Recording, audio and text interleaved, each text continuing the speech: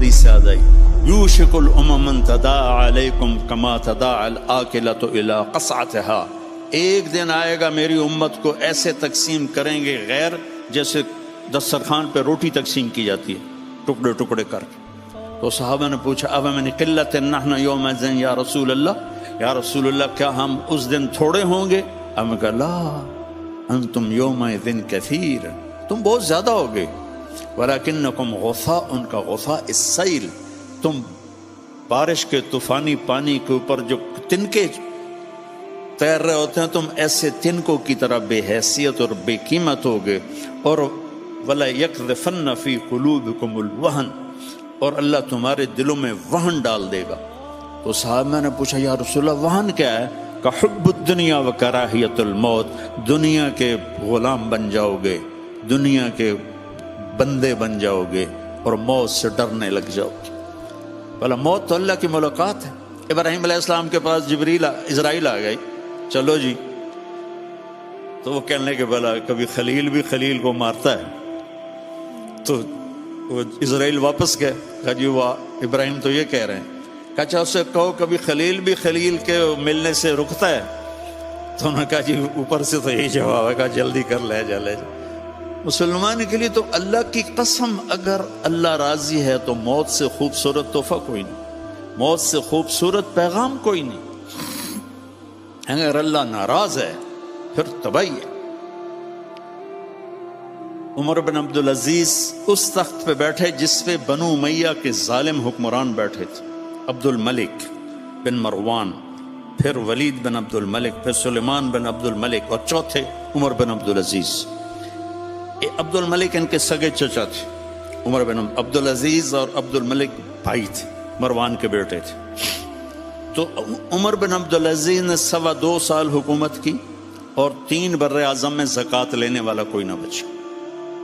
3 بر اعظم پہ حکومت تھی، جنوبی فرانس سے لے کر شمالی افریقہ تک اور ملتان تک اس بندے کا جھنڈا لہراتا تھا، اور 3 بر اعظم میں زکوٰۃ لینے والا کوئی نہ بچا کہ پہلے خزانہ اپنا سمجھ کے لوٹتے رہے اور انہوں نے خزانے کو امانت سمجھ کے استعمال کیا۔ تو وہ انہوں نے بلایا شام کے قاضی رجا کو، کہنے لگے دیکھو عبد الملک میرے چچا مرا تھا تو میں اس کی قبر میں اترا تھا تو اس کے چہرے کا رنگ کالا سیاہ ہو گیا تھا اور اس کا چہرہ قبلے سے یوں ہو گیا تھا، اور عبد الملک کی یہ جگہ سرخ تھی سیب کی طرح۔ پھر میں نے ولید کو قبر میں اتارا، وہ اس کی کفن کی گیرا کھول کے دیکھا تو اس کا چہرہ ادھر تھا اور کالا سیاہ تھا۔ پھر میں نے سلیمان کو قبر میں اتارا تو اس کے چہرے کو دیکھا تو کالا سیاہ تھا اور قبلے سے ہٹا ہوا تھا، بلکہ سلیمان کی ڈیڈ باڈی جب قبر کے قریب گئی، ہم قبر میں اتارنے کے لیے کوئی رومال لاتا ہے، کوئی ادھر ادھر حرکت کرتے ہیں تو اس کی باڈی ایسے سے ہلنے لگی، تو اس کے بچوں نے کہا ہمارا ابا زندہ ہے۔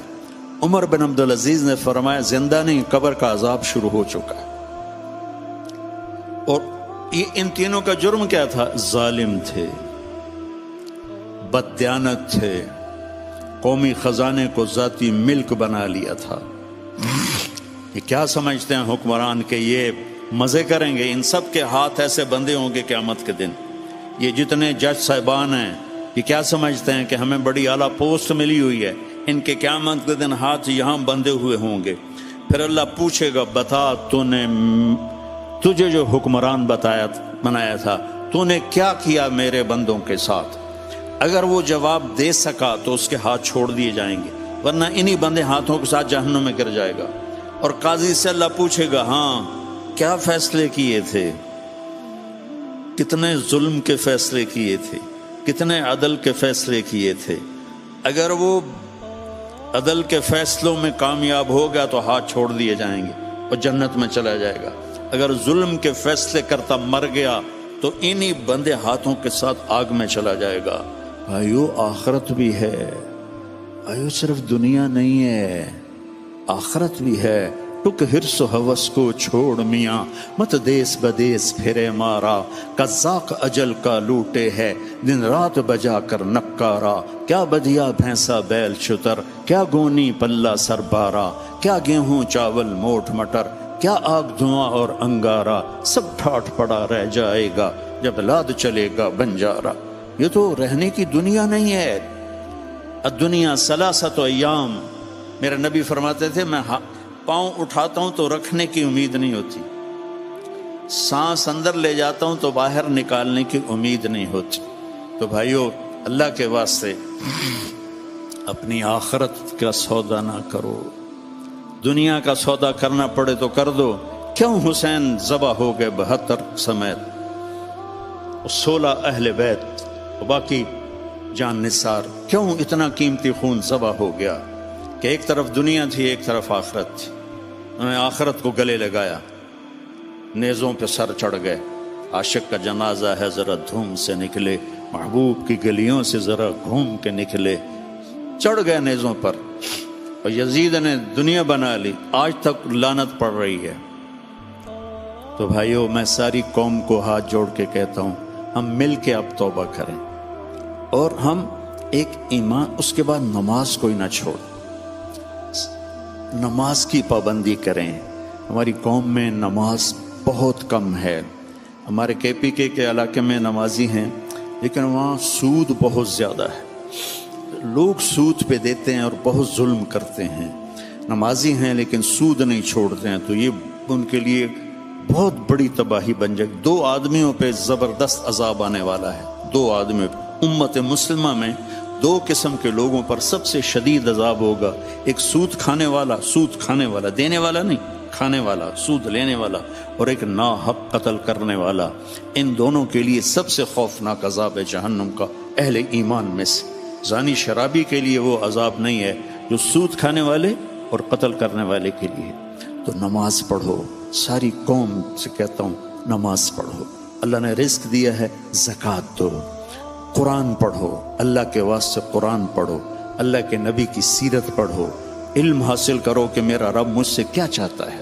میرا رب پہلی سطر ہے بسم اللہ الرحمن الرحیم، کہ میں رحمان و رحیم ہوں، کوئی سخت حکم نہیں سناؤں گا، آسان ہوں گے، کر لو، بڑا نفع رہے گا۔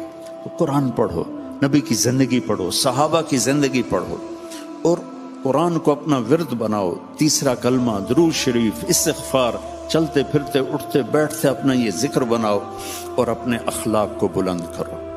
اپنے آپ سارے سیاسی لوگ بیٹھے ہیں، لیکن میں نبی کی بات کروں گا، اپنی زبان کا بول میٹھا کرو۔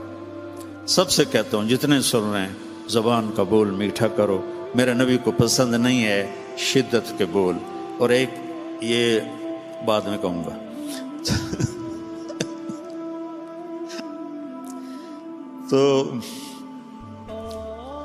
تو اپنی زبان کے بول میٹھے کر۔ میرے نبی نے فرمایا، میرے نبی سے پوچھا کہ یا رسول اللہ، سب سے زیادہ جنت میں کیا چیز لے جائے گی؟ تو آپ نے فرمایا اچھے اخلاق اور تقوی سب سے زیادہ جنت میں لے جائے گی۔